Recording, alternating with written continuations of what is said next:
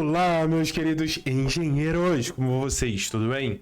Professor Matheus de volta, e nesse vídeo vamos abordar a atividade 1 dessa matéria que eu amo de paixão, estruturas de concreto 2, pessoal. Acredito que essa altura do campeonato a maioria de vocês já me conhecem, mas, pessoal, para quem não me conhece, vai entender agora porque eu fico tão empolgado quando se trata de estruturas de concreto. Bom, sou engenheiro civil, todo mundo já sabe, formei na Universidade Federal do Rio de Janeiro, também estudei 3 anos na França, onde fiz duplo diploma e construí minha carreira profissional em cálculo estrutural, né? E aí, pessoal, mas a minha especialização que eu fiz foi justamente em cálculo estrutural, estruturas de concreto armado e também estruturas de aço. E nesse módulo vocês estão estudando as duas matérias. Então aqui, pessoal, literalmente é como se eu estivesse jogando em casa, mais do que qualquer outra matéria, porque de fato o meu dia a dia é isso, né? Concreto armado, aço, enfim. É aquele que L ao quadrado sobre 8 do nosso dia a dia. Então, pessoal, muito feliz por poder ajudá-los nessa caminhada aí nesse novo módulo com essas matérias tão legais. Mas antes eu quero pedir a sua ajuda, se inscrevendo no canal, deixando seu like, porque isso me ajuda de uma forma enorme, pessoal, de verdade, tá bom? Conto com o auxílio de vocês, tá bom, pessoal? Vamos lá, então? Nossa atividade ela é bem legal e aborda um tema muito delicado e muito importante quando se trata de construção civil e também projetos estruturais, que é flechas, ou seja, pessoal, flecha nada mais é do que aquele deslocamento, né, vertical que a gente pode observar, seja na viga, na laje, e naturalmente não dá para a estrutura se deformar da maneira que ela quiser, de forma contínua, não, pessoal. Tudo é normativo, limites e parâmetros, todos estabelecidos pela norma, em virtude de diversos fatores, e juntos a gente vai abordar um pouco disso para fornecer elementos para vocês desenvolver a atividade de vocês, tá bom? Vem comigo, preparei um material muito bom para o grupo de estudo que eu estou ajudando vários alunos, na verdade, nesse grupo de estudo, bastante gente. Vou compartilhar com vocês também. Vem comigo. Bom, meus queridos, então vamos lá abordar essa atividade 1. Como a gente viu, o nosso tema aqui é flechas em vigas, né? Mas afinal de contas, pessoal, para a gente falar de flechas, a gente tem que entender conceitualmente o que significa de fato flecha, uma definição mais objetiva a respeito desse fenômeno. Ora, pessoal, as flechas, elas representam deslocamentos verticais causados pela deformação da viga sob a ação de cargas. É um parâmetro muito importante a ser considerado no dimensionamento de estruturas, pois uma flecha excessiva pode comprometer a funcionalidade e também a estética da construção. Então, pessoal, suponho que todo mundo aqui já viu, ou quase todo mundo, em algum momento, em algum local aí no cotidiano, ou que vocês se depararam em algum momento da vida de vocês, vocês olharam para a dada estrutura, olhou para cima, viu aquela viga meio torta, com aquela barriga, ou famosa laje, né? Você olha para cima o teto e tem aquela barrigada no teto.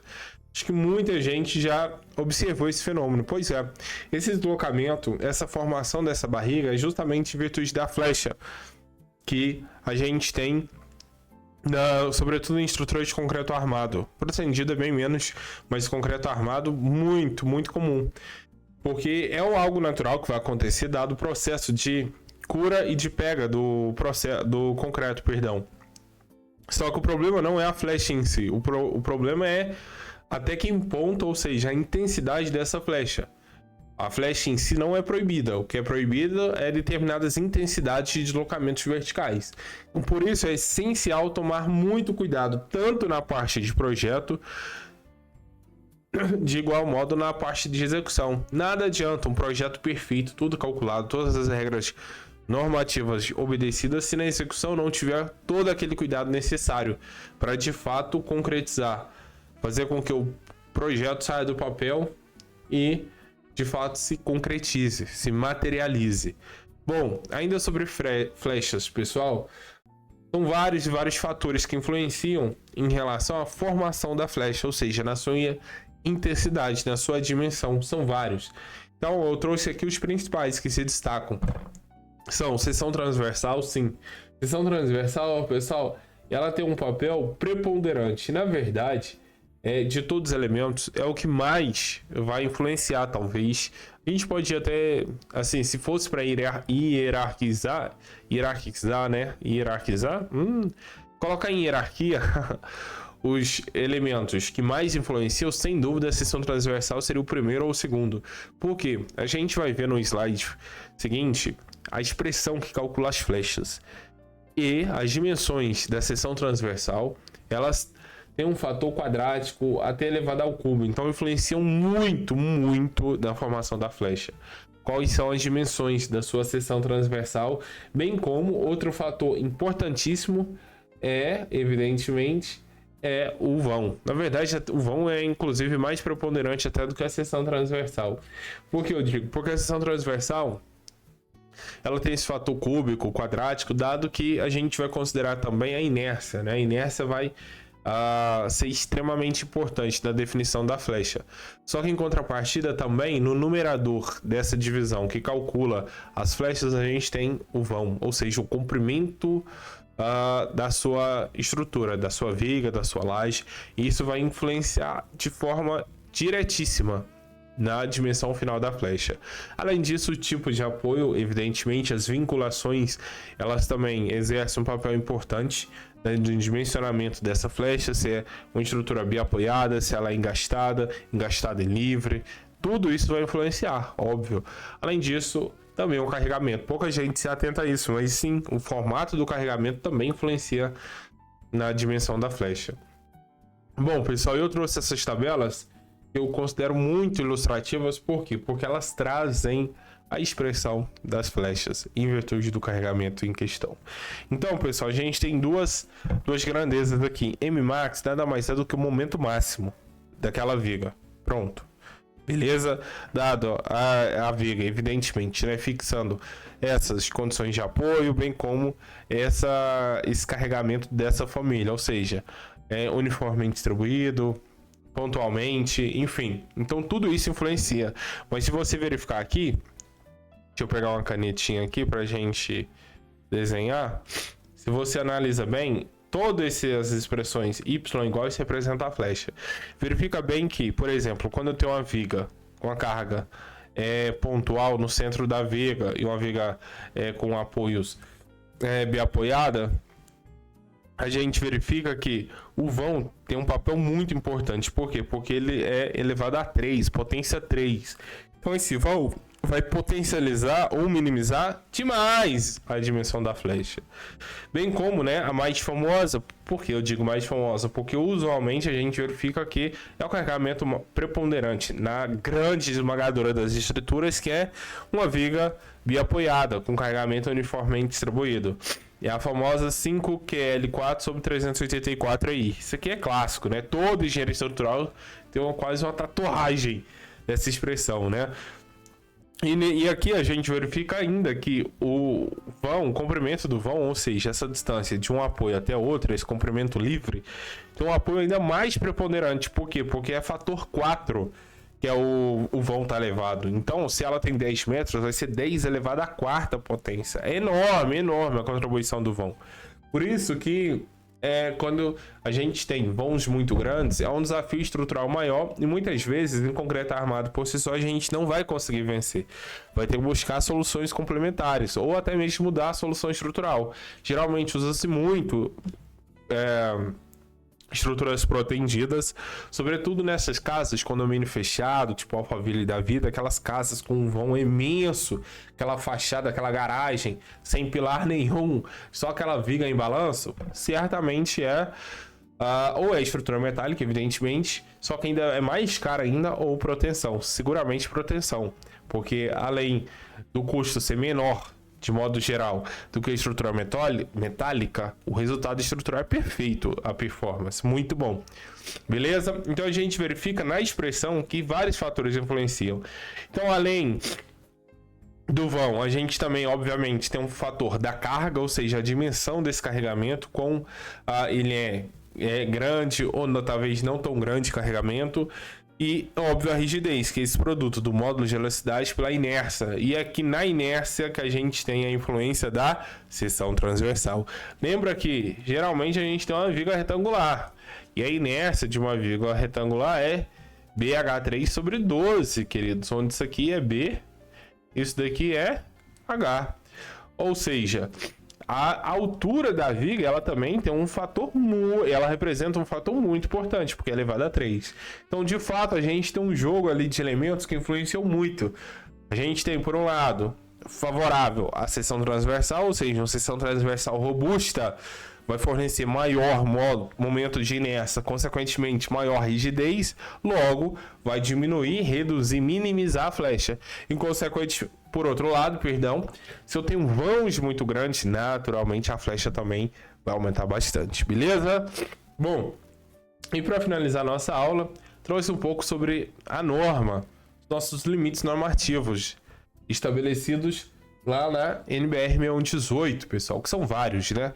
E aqui, ó, trouxe aqui para vocês um extrato deles e a gente verifica então, pessoal, que temos para cada situação um limite específico. Então a gente vê que, ó, o vão dividido por 250, 350, dependendo, claro, da razão de limitação, seja visual, superfície e, sobretudo, no tipo de efeito e o deslocamento a considerar.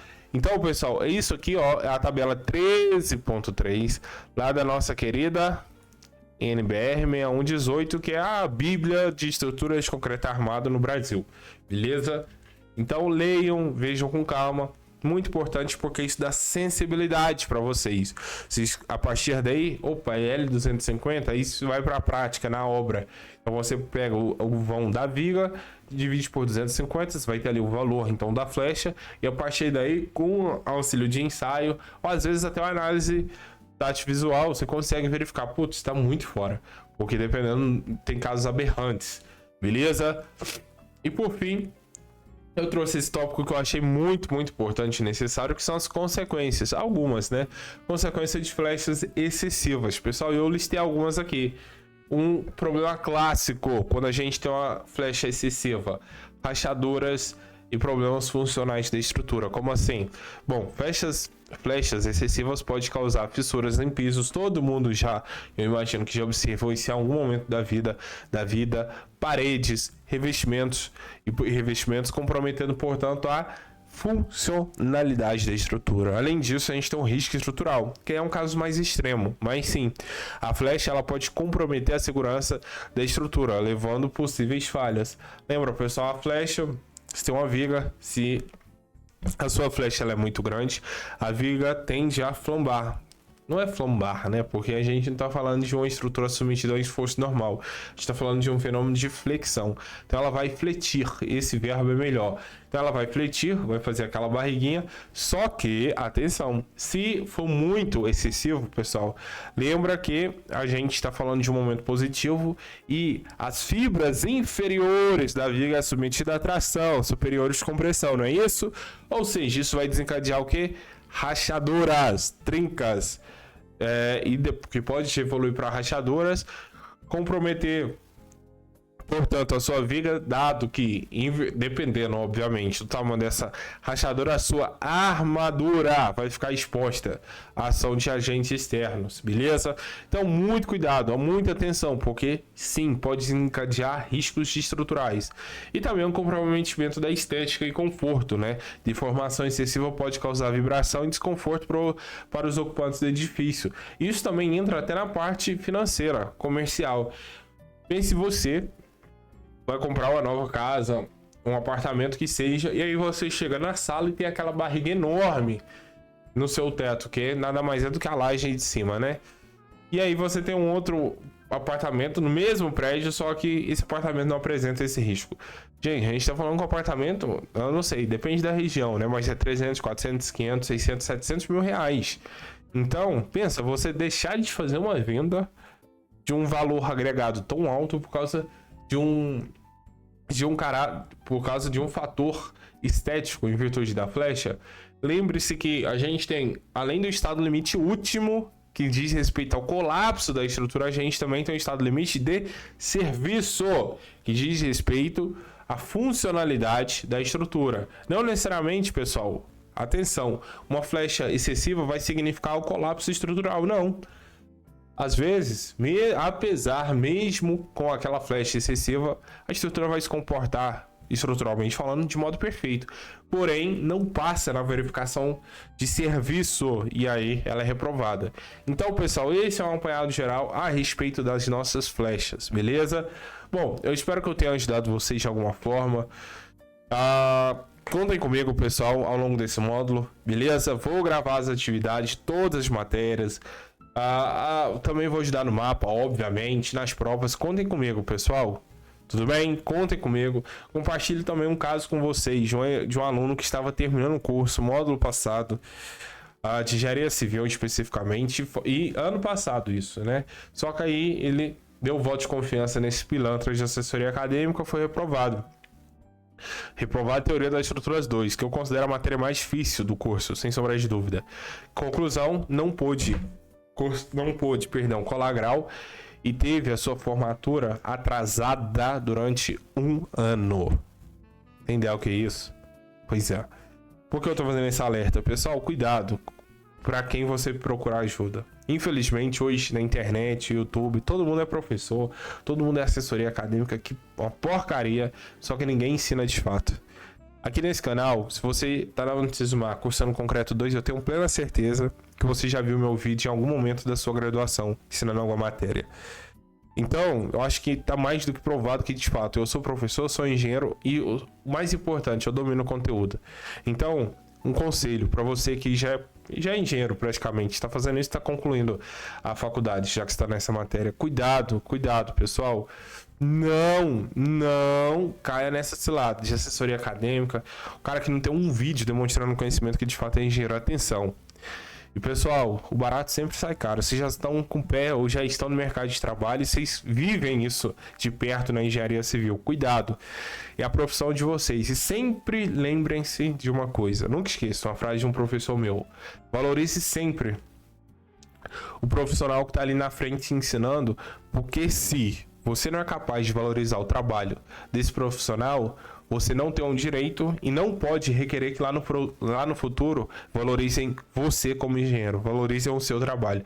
Então, muito cuidado com essa questão de trabalhinho de 20, 30, 40 reais. Primeiro, nenhum professor, nenhum engenheiro vai fazer por esse preço.